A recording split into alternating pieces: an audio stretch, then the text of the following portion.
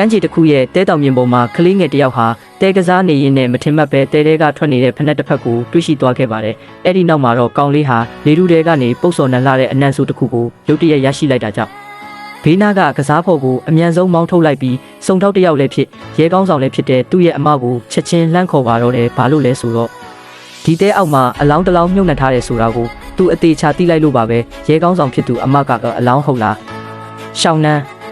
မင်းနောက်နေတာမဟုတ်ဘူးမလားလို့မယုံတင်ကမေးလိုက်ပေမဲ့ကောင်လေးကတော့ကျွန်တော်အသေးချာအနံ့ရပြီးထိတွေ့မိခဲ့တာလို့တင်းငိမ့်စွာပြန်ပြောခဲ့ပါတယ်အဲ့ဒီနောက်ရဲကောင်းဆောင်လည်းဖက်နှက်ရှိတဲ့နေရာကိုဆက်တူးကြည့်လိုက်တဲ့အခါမှာတော့တကယ်ပဲပုတ်ပွားနေတဲ့အလောင်းတစ်လောင်းကိုတွေ့ရှိသွားခဲ့ပြီးအဖွဲ့ဝင်တွေကိုချက်ချင်းခေါ်ယူခိုင်းလိုက်ပါတော့တယ်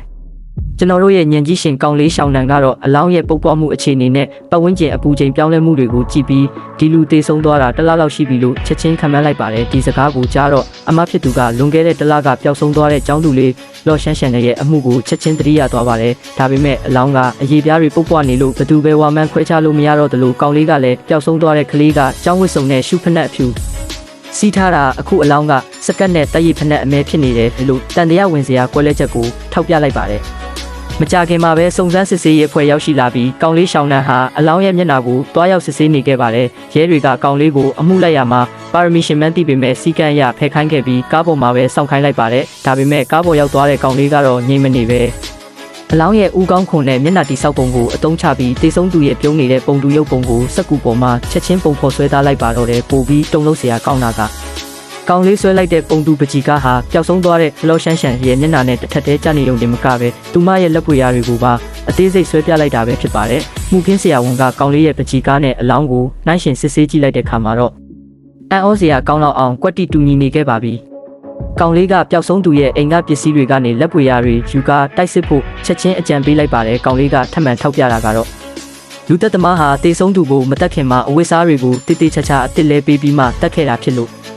ဒါဟာကြိုတင်ကြံစီထားတဲ့လူတက်မှုပဲလို့သုံးသပ်လိုက်ပြီးနောက်ဆုံးမှာအလောင်းဟာလော်ရှန်ရှန်ဖြစ်ကြောင်းအတည်ပြုနိုင်ခဲ့ပါတယ်။အမှုတွဲဖိုင်ကိုဖတ်ပြီးနောက်ကောင်လေးရှောင်းနန်းကထိတ်လန့်စရာအတွေးနှစ်ခုကိုတွေးမိသွားပါတယ်။ပထမတစ်ခုက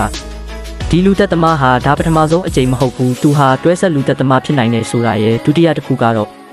သူဟာမကြခင်ရက်ပိုင်းအတွင်းမှာနောက်ထပ်လူတစ်ယောက်ကိုထပ်မံတက်ဖြတ်အောင်ခဲ့ရဆိုတာပါပဲ။ဒါကြောင့်ကောင်လေးကလူသက်သမားရဲ့ DNA နမူနာကိုခင်မိတဲ့ပြည်နယ်ရုံးချုပ်စီကိုညတွင်ချင်းပို့စစ်ပါနောက်ပြီးရဲစခန်းတွေမှာလူပြောက်တိုင်ချက်ဝင်လာတာနဲ့ချက်ချင်း online တင်ပါလို့အကြံပေးလိုက်ပါတယ်။ဒါပေမဲ့နောက်တစ်နေ့အစည်းအဝေးမှာတော့မြို့တော်ဝန်ကဒီအမှုကိုဘယ်လောက်ကြာအတွင်းအပြီးဖမ်းမလဲလို့ဖိအားပေးမင်းညံ့တဲ့အခါရဲမှုကြီးခင်ဗျာဘာပြန်ပြောရမှန်းမသိဖြစ်နေရရှာပါတယ်။အဲ့ဒီအချိန်မှာပဲကောင်လေးရှောင်းနံကတရက်ခန့်ဟာစိတ်ကူးပေါက်တယ်လို့ကျူးလွန်နေတာမို့တဲလုံစားအစ်မရမချင်းဒါဟာအဖြစ်မရှိတဲ့အမှုတွေဖြစ်သွားလိမ့်မယ်လို့အသက်နဲ့မမျှအောင်ရဲရဲဝံ့ဝင်ရောက်ပြောဆိုလိုက်ပါတယ်မကြခင်မှာပဲပြည်နယ်ကနေတရက်ခန့်ရဲ့ DNA အဖြေထွက်ပေါ်လာခဲ့ပါတယ်။အဲ့ဒီအဖြေကတော့လူတိုင်းကိုတွေးပြတ်သွားစေခဲ့ပါတယ်။ဘာလို့လဲဆိုတော့တရက်ခန့်ရဲ့ DNA ဟာလွန်ခဲ့တဲ့နှစ်တွေကတနိုင်ငံလုံးကိုတုံ့လှုပ်စေခဲ့တဲ့ကဘာကျော်ဘေကျင်းကဆက်တွဲဆက်လူတက်မှုကြီးရဲ့တရက်ခန့်နဲ့ယာနှုံးပြေသွားရောက်တူညီနေလို့ပါပဲပို့ပြီးကြောက်စရာကောင်းတာကဒီလော်ရှန်ရှန်ကမတက်ခံရခင်မတိုင်ခင်ပါတယ်။ထိုတရက်ခန့်ရဲ့လက်ချက်ကြောင့်ရဲရဲဆက်ဆက်တက်ဖြတ်ခြင်းခံခဲ့ရတဲ့တားကောင်ပေါင်းအနည်းဆုံး9ယောက်ထိရှိနေခဲ့ပြီဖြစ်ပါတယ်။